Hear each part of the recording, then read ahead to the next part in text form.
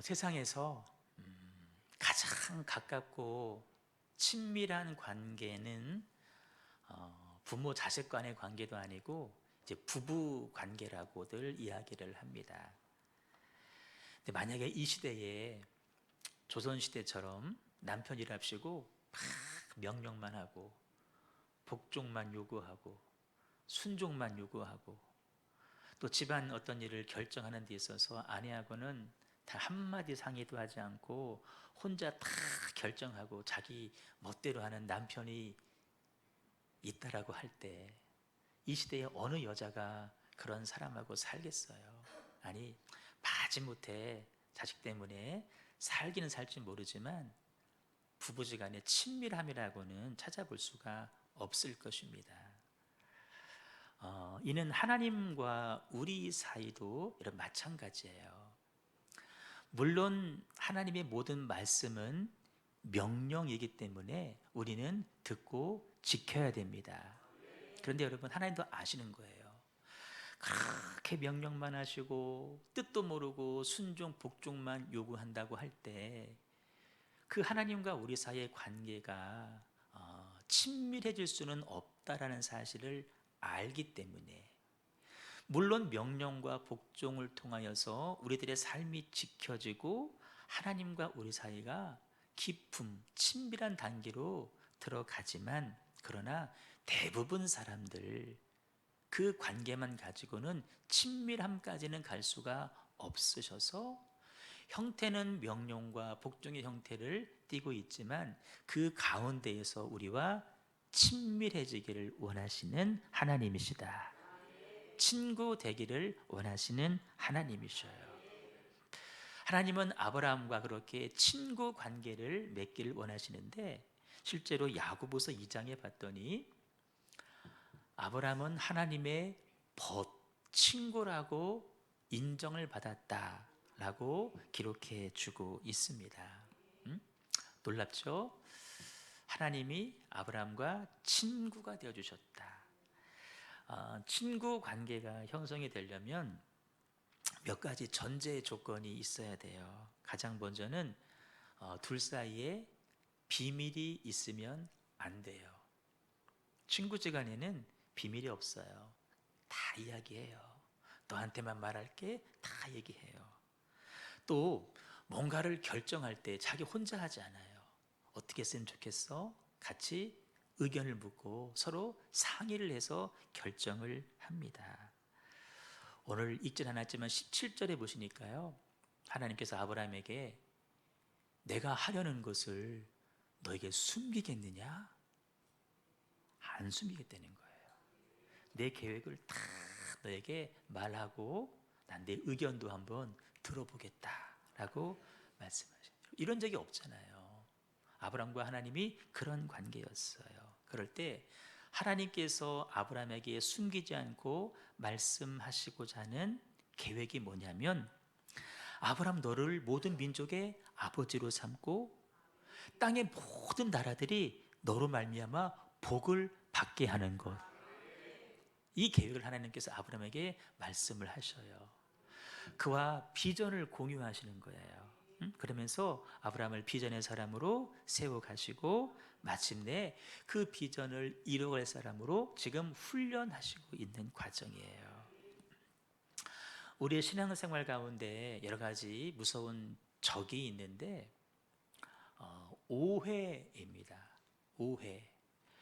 같은 교회 안에서 신앙생활을 하면서도 때로는 내가 저 성도를 잘 몰라. 근데 내 선입견으로 그를 잘못 생각해. 오해해요. 그러면 그 담을 여러분 허물기가 어려워요. 성도와 성도 안에 오해하면 안 되고, 이 앞에 있는 목사에 대해서도 성도들이 오해하는 사람들이 있어요. 그 오해하면 말씀이 들려오지를 않아요. 내 영적인 손해예요. 오해하면 안 돼요. 무엇보다 오해하지 말아야 될 대상이 있는데 바로 하나님이십니다. 하나님에 대한 오해하면 안 돼요. 우리가 하나님에 대한 많은 오해를 솔직히 하고 사는데, 그 중에 하나가 뭐냐면, 하나님은 말씀만 하시는 하나님, 우리는 무조건 들어야만 되는 사람. 이렇게 오해를 해요. 물론 맞아요. 하나님은 말씀하신 하나님이시고 우리는 들어야 됩니다. 그 기본 툴이에요. 그런데 여러분, 하나님은 말씀만 하시는 하나님은 결코 아니라는 거예요.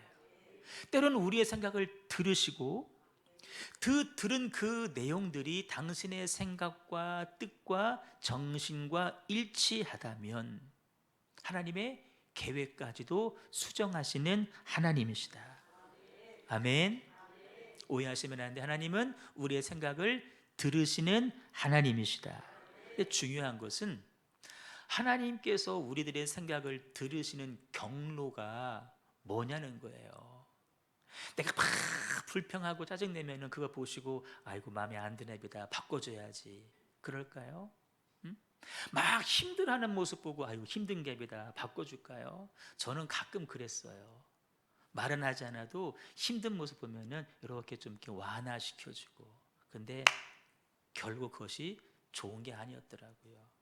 손해였더라고요. 하나님한테 막 불평하면 하나님이 딱 들으시고 아이고 바꿔줘야 되겠다. 여러분, 그런 하나님이 아니셔요. 그런 루트로 우리 생각을 표현하는 것이 아니에요. 하나님은 어떤 경로로 우리들의 생각을 들으시냐면은 믿음의 사람들이 드리는 기도를 통해서, 의인의 간구를 통해서 들으시고 당신의 뜻을 바꾸시기도 하시는 하나님이시다. 우리가 먼저 하나님 앞에 의인이 되어야 될 이유가 바로 여기에 있습니다. 그래서 우리는 믿음의 사람이 되셔야 돼요. 그리고 나서 우리가 의인의 간구를 올려드릴 때에 그 기도의 내용이 하나님의 성품과 일치하면, 하나님의 정신과 일치하면, 하나님의 뜻과 일치하면, 하나님의 진리와 일치하면, 하나님의 약속에 근거한 기도라고 한다면 하나님은 얼마든지 그 기도에 따라서 당신의 뜻을 바꾸시기도 하시는 하나님인 줄로 믿습니다. 여러분, 그래서 하나님은 저와 여러분이 그렇게 믿음으로 살기를 원하셔요. 그래서 의인 되길 원하시고, 그래서 기도하라고 말씀하시는 거예요. 내가 문 밖에 서서 두드리노니 그랬어요. 우리들의 마음의 문을 두드리시는 거예요. 왜? 열어 달래는 거죠. 나는 네 안에 들어가서 너와 더불어 먹고 마시고 싶다는 거예요. 너와 함께 생각을 나누고 삶을 나누고 의견을 나누고 싶다는 거예요. 두드리시는 거예요. 두드리시는 거예요. 그래서 그렇게 우리가 기도하길 원하셔요. 너는 내게 부르짖으라. 내가 내게 응답하겠고. 그냥 응답해 주면 좋을 텐데 기도하라는 거예요. 그 기도 듣고 내가 응답해 주겠다. 하나님은 세상에서 이루어지는 모든 역사를 우리가 드리는 기도를 통하여서 이루어 가시는 하나님이십니다.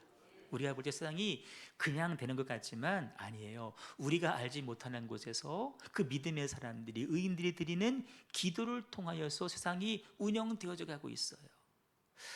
너무 커요. 범위가 세상이라고 하니까. 우리들의 삶도 마찬가지예요. 내 삶 가운데 크고 작은 모든 일들이 우리의 기도에 맡기시는 하나님이시라는 거예요. 그래서 여러분 따라요. 기도는 세상을 바꾸는 힘입니다. 우리가 기도하는 장소는 세상을 움직이는 원격 조정실이라는 거예요. 떨어져 있지만 이곳에서 기도할 때 그쪽에서 일이 움직여진다는 것입니다. 여러분, 하나님께서 이루고자 하시는 역사가 있죠. 그 역사를 하나님 자신의 전능하심으로 이루어 가신다고 한다면 그것은 금방 이루어질 거예요. 그렇죠? 뭐 어떤 문제가 있어 해결시켜, 바로 해결되는 거예요. 아파, 바로 고쳐. 금방 이루어질 수 있지만 그렇지 않고 하나님은 우리의 기도에 맡기셔서 세상의 일을, 우리 삶의 일을 이루어 가신다라는 거예요. 더디게 보이지만 우리의 기도에 맡기셔서 이 세상을, 우리들의 삶을 운영해 가시는 하나님이시라는 거예요. 더디지만 그래서 나는 그렇게 하기를 원한다라는 거예요. 왜냐하면 그 일을 통해서 보세요, 기도하는 사람이 하나님의 뜻을 알게 돼요. 하나님과 깊은 관계에 들어가게 되는 거예요. 친밀함이 유지되는 거예요. 그 사람은 내적으로 영적으로 성장하게 되는 겁니다. 그래서 더디지만 하나님은 그 이유 때문에 기도하기를 원하시는 거예요. 보세요, 여러분, 걸음마 막 배운 아이하고 저만큼 몇 미터를 가야 되는데 엄마는 시간이 급해요. 어떻게 해요? 애를 안고 그냥 가면 돼요.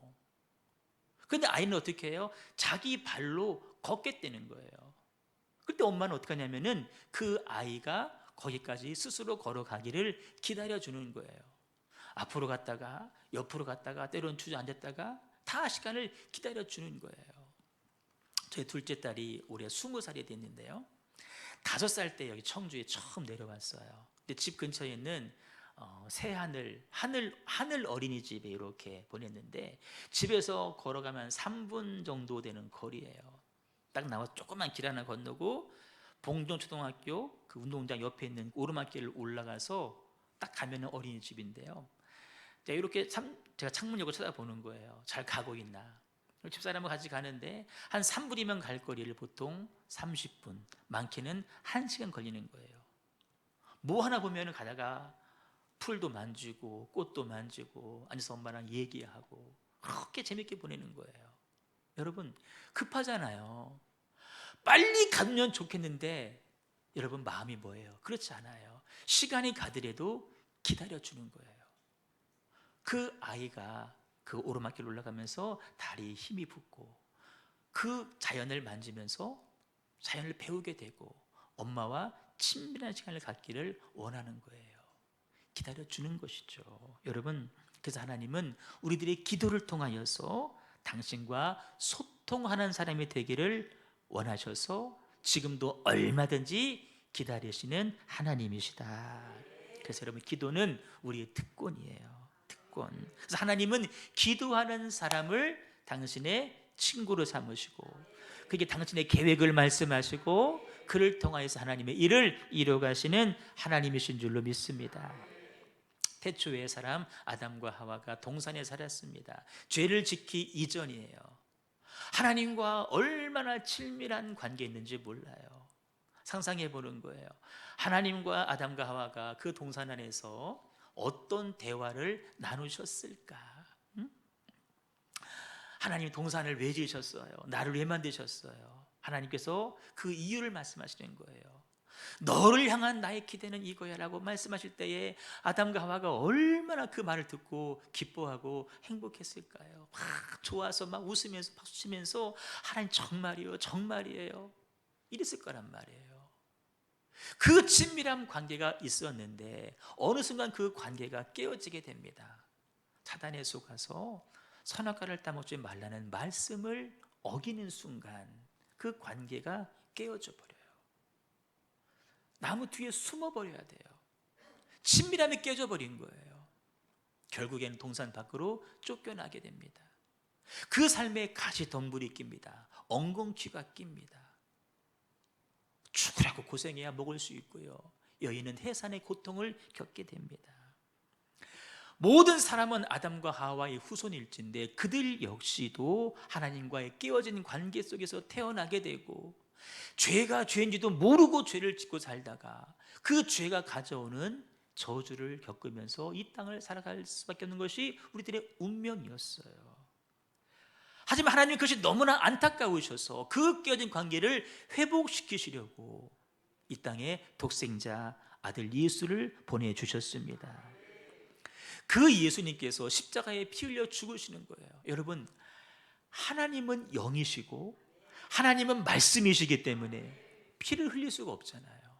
그래서 육신이 필요해, 피를 흘리려면. 그래서 동정녀의 몸을 빌려서 육신을 가지고 이 땅에 오시는데 조건이 있어요. 남자의 씨로 태어나면 그도 죄인이에요. 그래서 남자의 씨가 아니라 성령으로 잉태하셔서 동정녀의 몸을 빌려서 육신, 살을 가지고 오셔서 그래야 피를 흘릴 수 있으니까 십자가에서 피 흘려 죽으심으로 우리를 자녀 삼으시고 우리를 친구 삼아 주신 줄로 믿습니다.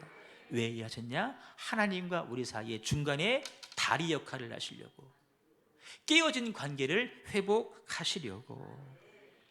그 깨어진 관계를 회복하시는 예수님께서 이렇게 말씀하십니다. 제자들에게 너희를 종이라 부르지 않겠다. 종은 주인이 하는 것을 알지 못해. 아니 말해줄 필요도 없고 말해줘도 알지도 못해. 나는 너희를 친구라 부르겠다. 여러분, 그 끼어진 관계를 회복하신 예수님이 또 말씀하시는 거예요. 나도 너희들을 종이라 부르지 않고 너희를 친구라 부르겠다. 그리고 내 아버지 들은 모든 것을 내가 다 너희들에게 알려주겠다. 친구로 삼겠다라는 거예요. 하나님께서 친구 삼아주시는 것처럼 예수님도 우리를 친구 삼아주셔서 아버지의 뜻을 다 말씀해 주시겠다. 되게 사람들은 자기와 비슷한 사람들과 친구 관계를 맺습니다. 뭐 공부를 잘하는 친구들은 되게 공부 잘하는 사람들과 사귀고, 얼굴 예쁜 친구들은 얼굴 예쁜 또 사귀어요. 되게 그렇잖아요. 그런데 보세요, 전능하신 하나님이셔요. 전지하신 하나님이셔요. 세상의 왕이셔요. 심판주이셔요. 그 하나님이 죄 많고 허물 많고 약점 많고 단점 많은 우리들하고 사귀시겠다는 거예요. 우리의 친구가 되어 주시겠다는 거예요. 여러분, 격이 맞지 않잖아요. 그렇죠? 격이 맞지 않아요. 하나님과 우리가 친구 되는 건 사실 격이 맞지 않는 거예요. 여러분, 국가와 국가 정상 간의 회담을 해도 다 사실 조율을 하잖아요. 격을 맞추는 거예요. 격이 맞지 않으면 여러분 안 만날 이유가 없어요. 하나님과 우리 사이에 여러분 격이 맞질 않아요. 그럼에도 불구하고 우리가 올라올 수 없으니까 그분이 내려오셔서 우리와 맞춰 주시겠다라는 거예요. 그럼 우리가 할 일은 뭐예요? 감사밖에 없죠. 그렇죠? 감사밖에 없어요. 하나님께서 낮아지셔서 우리와 높이를 맞춰서 친구까지 되어 주신다는 거예요. 그럼 감사할 수밖에 없지. 여러분, 우리가 감사하며 살고 계시나요? 너무 하나님 앞에 자신 있는 거 아니에요? 너무 당당하신 거 아니에요? 그러면 안 돼요. 감사밖에 없어요. 자, 하나님께서 아브라함을 너 내 친구야 그러면서 그러죠. 친구는 비밀이 없다. 계획을 나눈다. 하나님께서 아브라함에게 계획을 말씀하시기를 내가 저 죄로 가득한 소돔과 고모라를 내가 심판하겠다라고 하나님께서 심판의 계획을 말씀하십니다. 보세요, 우리는 이 본문 잘 알고 있지만 심판의 권한은 하나님의 고유한 권한입니다. 한 나라의 대통령에게는 대통령에게만 주어진 고유한 권한이 있죠. 누가 건들지 못해요.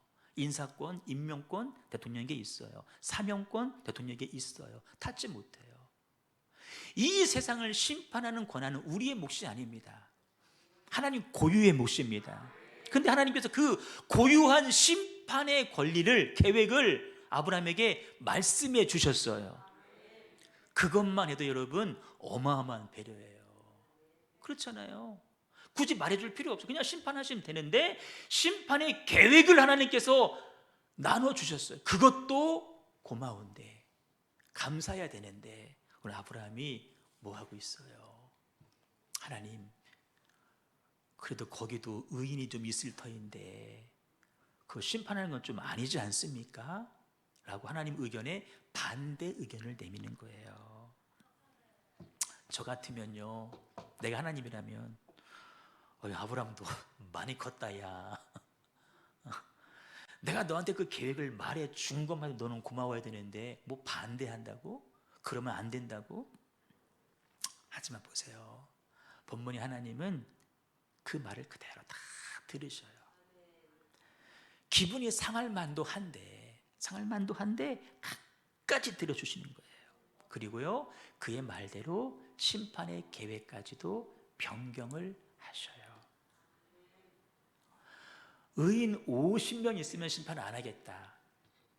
나중에는 45명만 있으면 안 하겠다.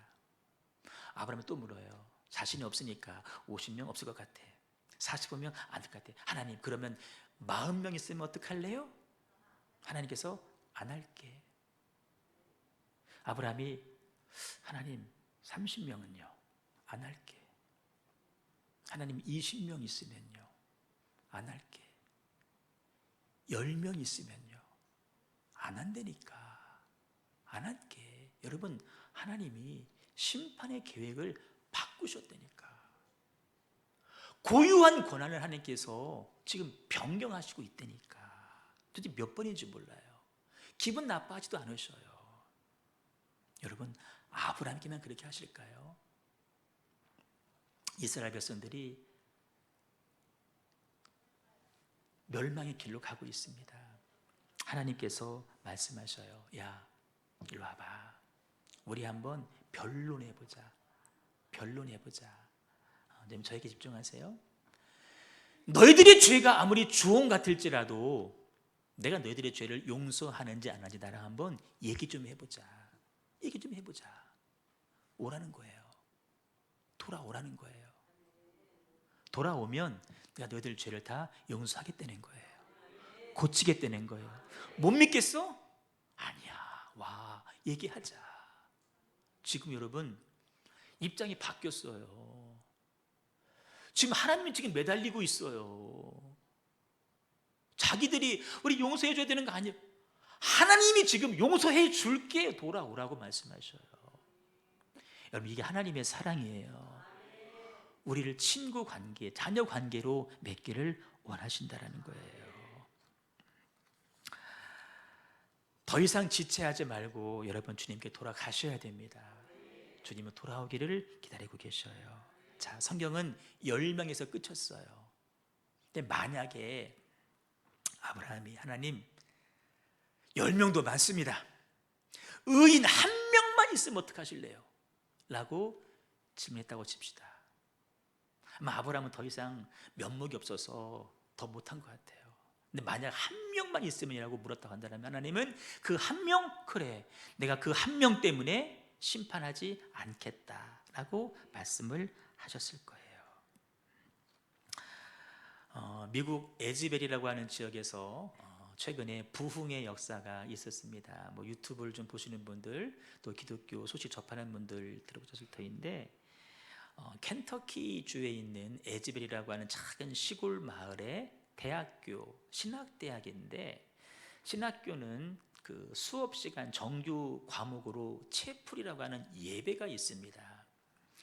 그 예배가 이제 끝났어요. 보통 끝나면 다들 그 다음 수업이 있으니까 다 돌아가거든요. 그런데 한 20명의 사람들이 남아서 그냥 기도를 하는 거예요. 그런데 갑자기 그 기도회부터 시작해서 기도에 불이 붙는 거예요. 그 자리에 소위 성령의 역사가 시작된 거예요. 그러기를 2주 이상 중단되지 않고 계속해서 기도회가 이어집니다. 말씀이 증거되고 찬양이 이어지고, 소위 부흥의 역사인데 전 세계에서 그 광경을 보러 사람들이 비행기를 타고 몰려오는 거예요. 제가 지난 주일 오후 예배 때 잠깐 영상을 보여드렸는데, 그런데 그 이후에 소식 하나가 들려온 게 뭐냐면, 예배 시작 말고 중간쯤에 2주간이니까 설교자도 여러 번 바뀌었을 것이고 찬양을 인도하는 분들도 여러 번 세워졌는데, 중간 이후에 한 찬양 인도자가 동성애자라고 하는 사실이 밝혀지게 됐어요. 자기 동성애자라고 본인이 커밍아웃 선언을 한 사람이 찬양 인도를 했다는 거예요. 나중에 그걸 접하면서 이건 뭐야? 이건 뭐지? 하나님의 부흥의 역사 가운데 하나님께서 뜻하지 아니하시는, 인정하지 아니하는 동성애자가 거기서 찬양 인도를 했다라고? 이거 가짜 아니야? 아니, 그 사람이 거기 서는 순간 부흥의 역사는 끝나야 되는 거 아니야? 라고 사람들이 이야기를 더러들 합니다. 그런데 공식적인 부흥의 역사 집회가 마칠 때까지 하나님 그 역사를 계속 진행하게 내버려 두셨습니다. 왜 그러셨을까?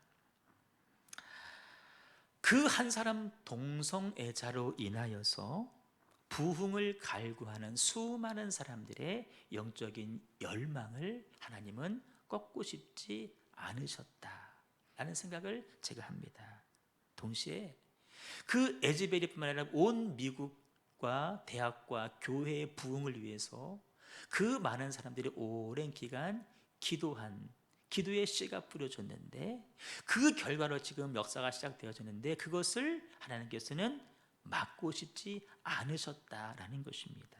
무슨 말이냐면은, 악인 한 사람으로 인해서 하나님의 역사는 결코 제한될 수가 없다는 겁니다. 비록 그 악인은 악인이지만 그 한 사람으로 인해서 하나님의 역사가 제한될 수는 없다는 것입니다. 반대로 의인 한 사람으로 인해서 하나님은 얼마든지 하나님의 역사를 이어가실 수 있다라는 것입니다. 여러분, 하나님께서 그렇게 아브라함의 의견을 들으시고 수렴하신 이유는 바로 그것 때문입니다. 거기에 네 말대로 의인 10명이라도 있으면, 묻진 않았지만 한 명이라도 있으면 나는 그 한 사람 때문에, 그 한 사람으로 인하여서 그들이 다 회개하고 돌아오기를 원한다. 비록 거기에 동성애자 한 명이 있었다 할지라도 그 많은 대다수 의인을 통하여서, 의인들 때문에 그 한 사람도 회개하고 돌아오기를 하나님은 원하셨다. 아브라함의 간구 속에는 하나님이 기뻐하시는 영혼 구원의 정신이 들어 있었기 때문에 하나님은 들으시고 또 들으시고 또 들으시고 또 들으시는 거예요. 아브라함이 숫자를 줄이는 것은 하나님의 인내심을 테스트하는 것이 아닙니다. 자기 조카가 거기에 살고 있기 때문도 아닙니다. 멸망받을 소모라 고모라도 구원받아야 될 영혼이기 때문에, 그 영혼에 대한 마음이 아브라함에게 있는데, 하나님이 가장 귀한 영혼 사랑의 마음이 그에게 있음을 아셨기 때문에 하나님은 기다리시고 들으시고 기다리시고 들어주셨다라는 것입니다. 여러분, 하나님이 세상을 이처럼 사랑하사 그랬어요. 세상이요, 세상. 세상은 죄인도 가득하잖아요. 그 죄인 많은 세상을 하나님이 사랑하셨다는 거예요. 돌아오기만을 원하신다는 거죠. 두 번째요, 아브라함의 간구를 들으신 이유는 하나님이 세상을 구원하시는 대표적인 구원의 원리가 아브라함의 간구 속에 들어있기 때문에 그래요. 아브라함의 요청의 핵심은 그거예요. 하나님, 거기 의인이 있잖아요. 그 의인을 봐서라도 구해야 되는 건 아닙니까? 여러분, 이것이 원리입니다. 의인 때문에 이 세상이 아직 심판받지 않고 있습니다. 의인이 있기 때문에 악인들이 구원받을 수 있는 기회가 남아 있다는 것입니다. 하나님은 지금도 의인을 통하여서 이 세상을 구원해 가시는 하나님이신 줄로 믿습니다. 무슨 말이에요? 우리더러 의인 되자는 거예요. 의인 되어서 영원 사랑의 정신을 가지고 생명을 살려내는 사람이 되자라는 거예요. 그런 사람이 도처에 있는 이사 하나님은 아직은 심판하지 않으시겠다. 근데 문제는 뭘까요? 로마서 말씀대로 의인이 없어요. 한 사람도 없어요. 그래서 하나님께서 죄를 짓지 않으냐 하시는 의인 하나님께서 육신을 가지고 이 땅에 내려오셨다라는 거예요. 그렇게 영이신 하나님이, 말씀이신 하나님이 육신 가지고 이 땅에 오신 것을 가리켜서 우리는 성육신 이렇게 말하고, 육신 가지고 오신 하나님을 우리는 예수님이라고 부르는 것입니다. 그 한 사람, 의인이신 예수님을 통하여서 깨어진 하나님과 우리 사이의 관계가 회복되어지고 다시금 은혜의 보좌 앞에 나아갈 길이 열리게 된 줄로 믿습니다. 한 의로운 행위로 말미암아, 이게 의리 이런 게 아니에요. 예수님의 의로운 행위로 말미암아 많은 사람이 의롭다 하심을 받아서 생명에 이르게 되었다. 여러분, 아브라함 생애의 딱 중간에 이 소돔과 고모라 이야기가 기록되어져 있습니다. 무슨 의미일까요?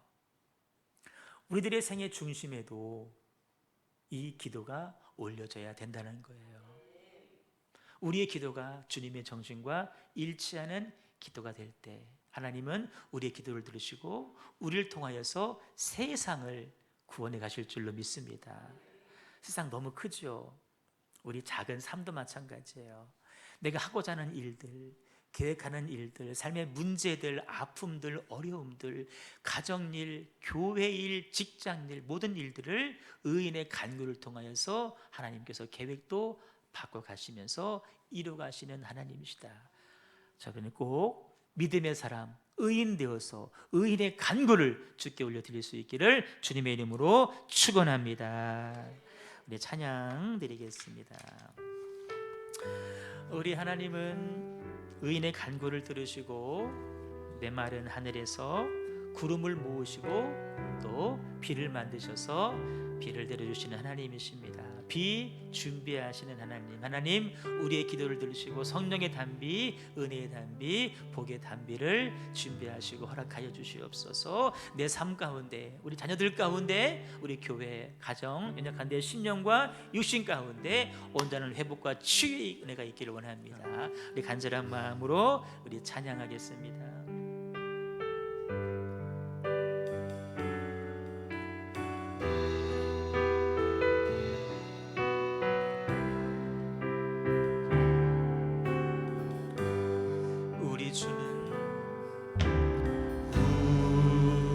주는 위대하며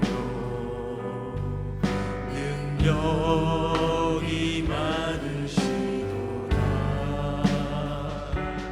그의 지혜 무궁하며 인자는 영원하도다. 상한 자를 고치시며 상처를 싸매시도다. 별들의 수를 세시며 이름을 붙이셨도다. 그가 구름으로 하늘을 덮으시며 땅을 위하여 빈 준비하시니